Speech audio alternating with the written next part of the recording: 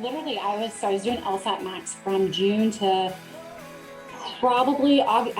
I'm thinking September, and at that time I felt no comfortable then from when I first started. Yes, I learned some basics, but I was not able to really do a test. You learned some LSAT rhetoric, some jargon? Yes, I learned the words, and that's really about it. I didn't learn how to actually use them Or study.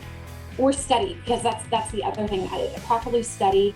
If I got something incorrect, I didn't understand why I got it incorrect or why I was picking those answers. So there's a lot of all these question marks leading up to why I wasn't learning that. I mean, that's the best way to put it. I just really, I mean, you've got to get those basics down. And after 3 months of studying, I still had no basics. I was just never. Basics. What are some basics? Structure. It's understanding. What's the one thing we do in your class? What's the conclusion?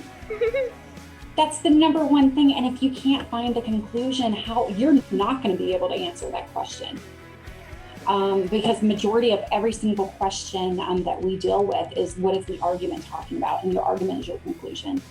And people love to say, hey, I got a 165 and this is what all I'm doing. But they're probably doing a lot more than what they're actually saying. And don't be scared to reach out to them and ask them, what their journey's been like, because they could have had a very similar journey to me, or they got very lucky and got fit with the right person. And that could, if I would have found somebody that was similar to teaching style that Nicole does, back in June, I would think I would be in a different place than I am right now.